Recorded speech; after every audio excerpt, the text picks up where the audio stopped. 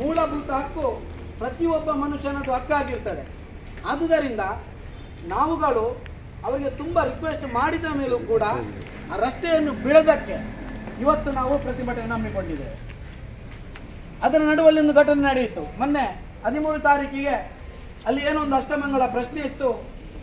ಅಲ್ಲಿ ಹೋಗೋದಕ್ಕೆ ಅವರು ರಸ್ತೆಗೆ ಬೇಲಿ ಹಾಕಿದ್ರು. ಆ ಬೇಲಿಯನ್ನು ಸ್ವಲ್ಪ ಮೇಲೆ ಮಾಡಿ ಅವರಲ್ಲಿ ಎಲ್ಲ ತುಂಬ ಜನರು ಅಲ್ಲಿ ಸೇರಿದ್ರು. ಅವರು ಪೊಲೀಸ್ ಕಂಪ್ಲೇಂಟ್ ಕೊಡ್ತಾರೆ. ಯಾವ ರೀತಿ ಕೊಡ್ತಾರೆ ಅಂತ ಹೇಳಿದರೆ, ಶೇಷಪ್ಪ ಬೆದ್ರಕಾಡು ಕೂಡ ವಿಟ್ಲದಲ್ಲಿ ಇದ್ದಾರೆ.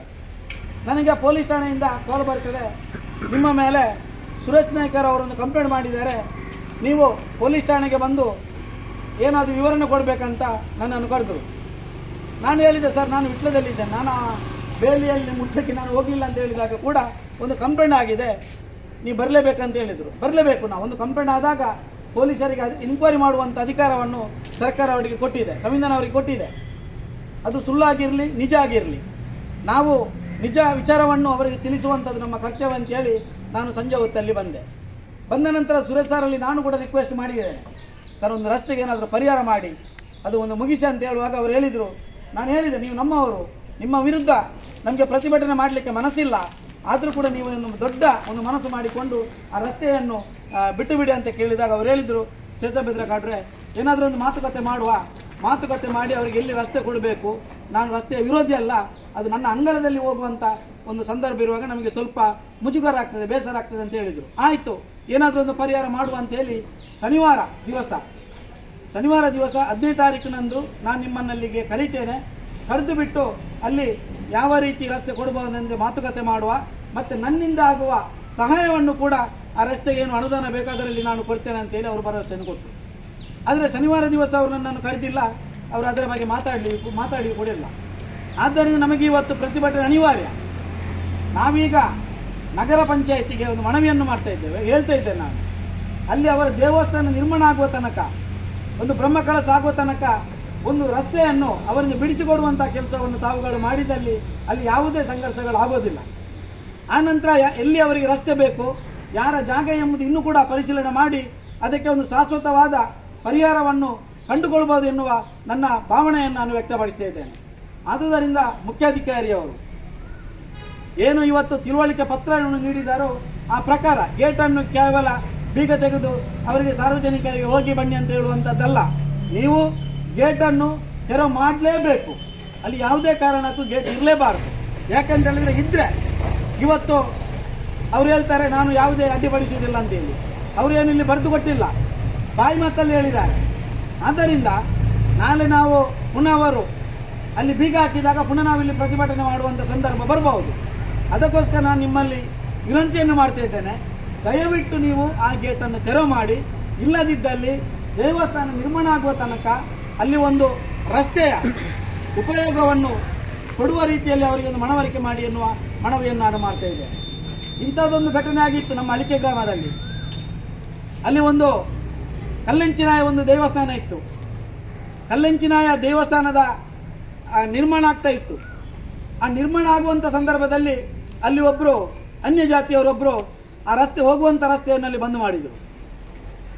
ಎಷ್ಟೋ ವರ್ಷಗಳ ಕಾಲ ಆ ಒಂದು ದೇವಸ್ಥಾನ ನಿರ್ಮಾಣ ಆಗದೆ ಅಲ್ಲಿಯೇ ಉಳಿದಿತ್ತು.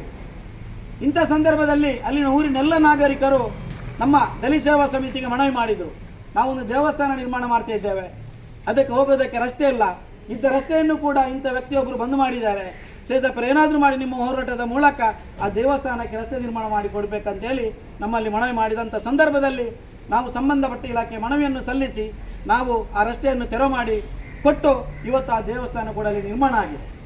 ಆದುದರಿಂದ ಇವರು ಕೂಡ ಪರಿಹಾರ 100 ಇದೆ. ಸರ್ಕಾರ ಮನಸ್ಸು ಮಾಡಿದರೆ, ನಗರ ಪಂಚಾಯತ್ ಮನಸ್ಸು ಮಾಡಿದರೆ, ತಹಸೀಲ್ದಾರ್ ಅವರು ಮನಸ್ಸು ಮಾಡಿದರೆ ಅದಕ್ಕೆ 100 ಪರಿಹಾರ ಇದೆ. ಆದರೆ ನಾವಿವತ್ತು ಹೇಳೋದು, ನೀವು ಅವರ ಬಾಯಿ ಮಾತಿಗೆ ಏನು ಅಲ್ಲಿ ಸಾರ್ವಜನಿಕ ರಸ್ತೆಗೆ ಅಡ್ಡಿಪಡಿಸುವುದಿಲ್ಲ, ಬಾಯಿ ಮಾತಲ್ಲಿ ನಮಗೆ ಬೇಡ, ನೀವು ಅವರಿಂದ ಬರಹದ ಮೂಲಕ ತಗೊಳ್ಳಿ. ಅವರ ದೇವಸ್ಥಾನ ನಿರ್ಮಾಣ ಆಗುವ ತನಕ, ಬ್ರಹ್ಮಕಳಸ ಆಗುವ ತನಕ ನಾವು ಯಾವುದೇ ರಸ್ತೆ ಸಂಚಾರಕ್ಕೆ ಅಡ್ಡಿಪಡಿಸುವುದಿಲ್ಲ ಅಂತೇಳಿ, ಅಥವಾ ನಮಗೊಂದು ಪ್ರತ್ಯೇಕ ರಸ್ತೆ ವ್ಯವಸ್ಥೆ ಮಾಡಿಕೊಡಿ. ಆ ಮುಂಚೆ ಅಲ್ಲಿ ಹಾಕಿರುವ ಗೇಟನ್ನು, ಏನು ಕನ್ವರ್ಷನ್ ಆದ ಜಾಗದಲ್ಲಿ ಆ ರಸ್ತೆಯಲ್ಲಿ ಹಾಕಿರುವ ಗೇಟನ್ನು ತೆರವು ಮಾಡಿ ನೀವು ಅಲ್ಲಿನ ಏನು ನಮ್ಮ ಬೇಡಿಕೆ ಉಂಟೋ ಆ ಬೇಡಿಕೆಗೆ ಸ್ಪಂದಿಸುವಂಥ ಕೆಲಸವನ್ನು ಮುಖ್ಯಾಧಿಕಾರಿಗಳು ಮಾಡಬೇಕಂತೇಳಿ ಈ ಸಂದರ್ಭದಲ್ಲಿ ವಿನಂತಿಯನ್ನು ಮಾಡುತ್ತಾ, ನಮಗೆ ಸುಮ್ಮನೆ ನಾವು ಪ್ರತಿಭಟನೆಗೆ ಬಂದದ್ದಲ್ಲ, ನಮಗೆ ನೀವು ಏನು ಲೆಟ್ರ್ ಮಾಡಿದ್ದೀರೋ, ಏನು ತಿಳುವಳಿಕೆ ಪತ್ರ ಕೊಟ್ಟಿದ್ದೀರೋ, ಆ ತಿಳುವಳಿಕೆಯ ಪತ್ರದ ಜವಾಬ್ದಾರಿ ಕೂಡ ನಿಮಗೆ ಇದೆ. ಆ ತಿಳುವಳಿಕೆಯ ಪತ್ರದ ಜವಾಬ್ದಾರಿ ನಿಮಗೆ ಕೂಡ ಇದೆ. ಆ ಜವಾಬ್ದಾರಿಯನ್ನು ನೀವು ನಿಭಾಯಿಸಬೇಕಾದ್ರೆ ಅಲ್ಲಿನ ಗೇಟ್ ತೆರವಾಗಬೇಕು. ಅದನ್ನು ತೆರವು ಮಾಡಿ ನೀವು ಕೂಡಲೇ ಇಲ್ಲಿ ತಂದು ಇಟ್ಟಾಗ ನಾವು ಪ್ರತಿಭಟನೆ ಹಿಂದಕ್ಕೆ ತಗೊಂಡು ಮುಂದಿನ ಯೋಜನೆ ಏನು ಮಾಡಬೇಕು ಎಂಬುದನ್ನು ನಾವು ತೀರ್ಮಾನ ಮಾಡುವ. ಇವತ್ತು ನಾವು ನಗರ ಪಂಚಾಯತಿ ವಿರುದ್ಧ ಢಾಕಾ ಜಿಲ್ಲಾ ದಲಿತ ಸೇವಾ ಸಮಿತಿ ವತಿಯಿಂದ ಒಂದು ಪ್ರತಿಭಟನೆ ಹಮ್ಮಿಕೊಂಡಿದ್ದೇವೆ. ಈ ಪ್ರತಿಭಟನೆ ಉದ್ದೇಶ ಏನು ಅಂತ ಹೇಳಿದರೆ, ನಮ್ಮ ಬೂಡು ಎಂಬಲ್ಲಿ ಒಂದು ಆದಿದ್ರಾವಿಡ ಕಮ್ಯುನಿಟಿಯವರ ಒಂದು ದೇವಸ್ಥಾನ ನಿರ್ಮಾಣ ಆಗ್ತಾಯಿದೆ. ಆ ದೇವಸ್ಥಾನ ನಿರ್ಮಾಣ ಆಗುವುದಕ್ಕೆ ಅಲ್ಲಿ ಯಾವುದೇ ಒಂದು ವಸ್ತುಗಳನ್ನು ತಗೊಂಡು ಹೋಗಲು ರಸ್ತೆ ಇಲ್ಲ. ಇದ್ದಂಥ ರಸ್ತೆಯನ್ನು ಅಲ್ಲಿನೊಬ್ಬರು ಕುಸುಮಾವತಿ ಬಿನ್ ನಾರಾಯಣ ನಾಯ್ಕ ಹಾಗೂ ಡಾಕ್ಟರ್ ಸುರೇಶ್ ಎಂ ಬಿನ್ ನಾರಾಯಣ ನಾಯ್ಕ ಎಂಬವರು ಅಡಿಯಲ್ಲಿ ಗೇಟ್ ಹಾಕಿದ್ದಾರೆ. ಆ ಗೇಟನ್ನು ತೆರವು ಮಾಡಬೇಕಂತೇಳಿ ನಾವು ನಗರ ಪಂಚಾಯತಿಗೆ ನಾವು ಮನವಿಯನ್ನು ಕೊಟ್ಟಿರುವ ಪ್ರಕಾರ ನಗರ ಪಂಚಾಯತ್ನವರು 12/2/2025 ತೆರವು ಮಾಡಬೇಕಂತೇಳಿ ತಿಳುವಳಿಕೆ ಪತ್ರವನ್ನು ಸುರೇಶ್ ನಾಯ್ಕ ಮತ್ತು ಕುಸುಮಾವತಿಯವರಿಗೆ ಕೊಟ್ಟಿದ್ದಾರೆ. ಆದರೆ ಇಷ್ಟರ ತನಕ ಅಲ್ಲಿ ತೆರವಾಗಿರುವುದಿಲ್ಲ. ಆದ್ದರಿಂದ ನಾವು ಇವತ್ತು ನಗರ ಪಂಚಾಯತಿ ವಿರುದ್ಧ ಪ್ರತಿಭಟನೆಯನ್ನು ಹಮ್ಮಿಕೊಂಡಿದ್ದೇವೆ. ನಾವು ಹೇಳೋದು ಇಷ್ಟೇ, ನಮಗೆ ಏನು ತಿಳುವಳಿಕೆ ಪತ್ರದ ಮೂಲಕ ಏನು ಕಾಣಿಸಿದಾರೋ ಆ ಪ್ರಕಾರ ಆ ರಸ್ತೆಯನ್ನು ತೆರವು ಮಾಡಿ ಕೊಡಬೇಕಂತ, ಗೇಟನ್ನು ತೆರವು ಮಾಡಿ ಕೊಡಬೇಕಂತೇಳಿ ನಮ್ಮ ಒತ್ತಾಯ. ಅಂದರೆ ಈ ಜಾಗ ಈ ತಕರಾರೆಲ್ಲ ಈ ಕಂದಾಯ ಇಲಾಖೆಗೆಲ್ಲ ಸೇರ್ತದೆ, ಅಲ್ಲಿ ತಹಸೀಲ್ದಾರ್ಗೆ ಏನಾದರೂ ಇದ್ರ ಬಗ್ಗೆ ಈಗಾಗಲೇ ತಹಸೀಲ್ದಾರ್ ಅವರು ಹಾಗೂ ನಗರ ಪಂಚಾಯತ್ನ ಮುಖ್ಯಾಧಿಕಾರಿ ಅವರು ಸ್ಪಾಟ್ ತನಿಖೆ ಮಾಡಿದ್ದಾರೆ. ಸರ್ವೇಯರ್ ಬಂದಿದ್ದಾರೆ, ಆರ್ ಐ ಅವರು ಬಂದಿರೋ ವಿ ಎಗಳು ಕೂಡ ಬಂದು ಸ್ಪಾಟ್ ತನಿಖೆ ಮಾಡಿದ್ದಾರೆ. ಆಲ್ರೆಡಿ ಹೋಗುವಂಥ ರಸ್ತೆ ಅಲ್ಲಿ ಕನ್ವರ್ಷನ್ ಮೂಲಕ ರಸ್ತೆಯನ್ನು ನಗರ ಪಂಚಾಯತಿಗೆ ಹ್ಯಾಂಡ್ ಓವರ್ ಮಾಡಿದ್ದಾರೆ.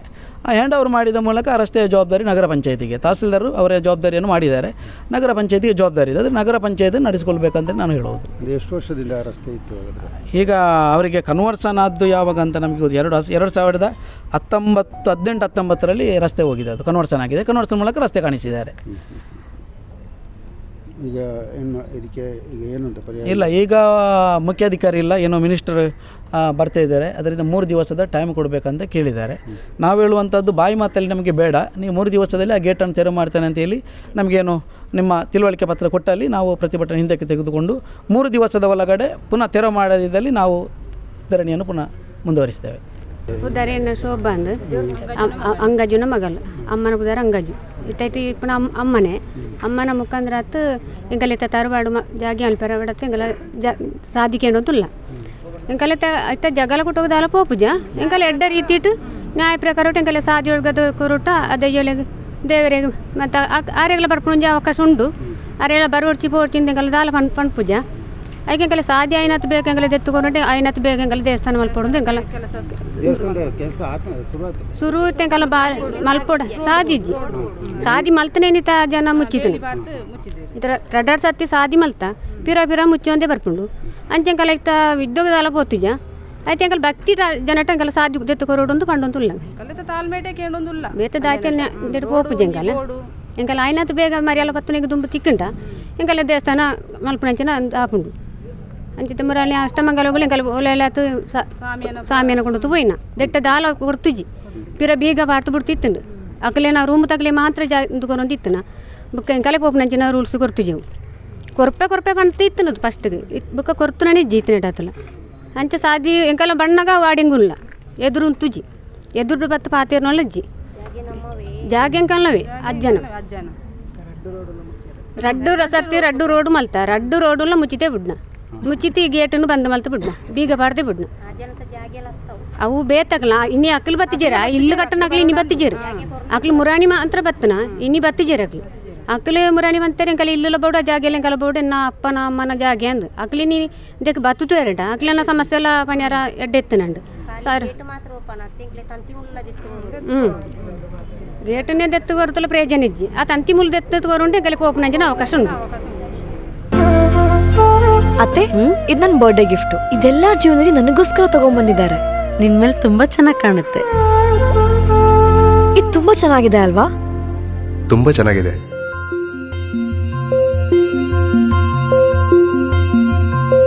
It will look really good on you. ಅಮ್ಮ, ಹಾ? Mother is always sons first love.